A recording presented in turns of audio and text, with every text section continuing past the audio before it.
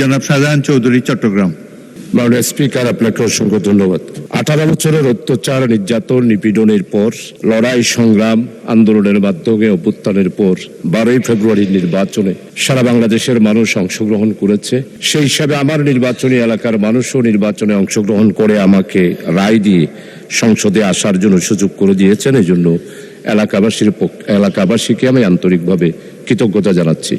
মাননীয় মন্ত্রী মহোদয়ের কাছে আমার যেই জানা, 4 দলীয় জোটের আমলে আমাদের মাননীয় সমাজ কল্যাণ মন্ত্রী আলী আহসান মোহাম্মদ মুজাহিদ এই যে আজকে বিধবা ভাতা, বয়স্ক ভাতা, বিধ্বস্ত ভাতা, এই সব কিছুর ব্যাপারে উনি একটি সুন্দর ক্যাটাগরি এবং নিয়ম নীতির মাধ্যমেই এই প্রকল্পটি চালু করেছিলেন।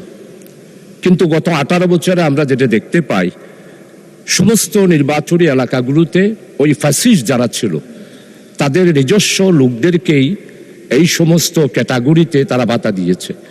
আমি মাননীয় মন্ত্রী মহোদয়ের কাছে জানতে চাই, 18 বছরের এই যে অনিয়ম, এই যে বিধি বহির্ভূতভাবে শুধু দলীয়ভাবে যে এই সমাজের এই প্রকল্পগুলা চালুর ব্যাপারে যে সমস্ত দুর্নীতি হয়েছে, এই দুর্নীতির ব্যাপারে আপনারা কোনো পদক্ষেপ নেবেন কিনা এবং পদক্ষেপ নিলে কিভাবে বাস্তবায়ন করবেন, 1। আর 2 নাম্বার হলো যেই তালিকাটা ছিল সেই তালিকাটা তদন্ত করে সঠিক একটা তালিকা প্রণয়ন করে আমাদের বিরোধী দল, সরকারি দল, সম্মানিত সদস্যদের সাথে সেই সমাজ কল্যাণ অফিসার পরামর্শ করে একটি তালিকা প্রণয়নের জন্য আপনার পক্ষ থেকে নির্দেশ দিবেন কিনা, এই বিষয়টা আমি মাননীয় মন্ত্রী মহোদয়ের কাছে জানতে চাই। আপনাকে অসংখ্য ধন্যবাদ। মাননীয় প্রতিমন্ত্রী।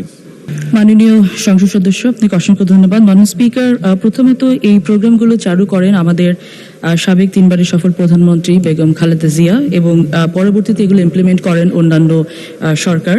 আমি মাননীয় স্পিকার আপনার মাধ্যমে মাননীয় সংসদ সদস্যকে জানাতে চাই যে লিস্ট যেগুলো করা হয়েছে, আমি আগেও বলেছি যে এখানে অনেক ধরনের স্বজনপ্রীতি করা হয়েছিল বিগত সময়গুলোতে। আমরা চেষ্টা করছি যে বিষয়টা লিস্টেড না, কারা প্রকৃত বেনিফিশিয়ারি হওয়ার যোগ্য সেই জিনিসটা আইডেন্টিফাই করার জন্য। যারা প্রকৃত অর্থে বিভিন্ন ভাতা পাওয়ার যোগ্য তাদেরকে আমরা এই ভাতাগুলো দেওয়ার জন্য চেষ্টা করব এবং অবশ্যই আমিও মনে করি যে একটি রিশাফল করে এগুলো এন্ড পর্যায়ে একটু রিচেক করে নিয়ে যদি আমরা লিস্টগুলোকে আবার ঠিক করি, আমরা সেটা করার ব্যবস্থা করব। অলরেডি আমরা সেই মোতাবেক কাজও শুরু করেছি। বিভিন্ন উপজেলাতে আমরা এগুলো একটি কমিটি গঠনের সিদ্ধান্ত নিয়েছি এবং সেভাবে যেন লিস্টগুলোকে রিচেক করে সত্যিকার অর্থে বেনিফিশিয়ারি তারা যেন এই কার্ডগুলো পায়, সুযোগগুলো পায়। সত্যিকার অর্থে আমরা যেটা করতে চাই যে একটা মানুষের জীবন মানের উন্নয়ন করতে চাই।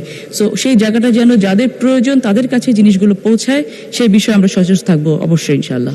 অনেক ধন্যবাদ।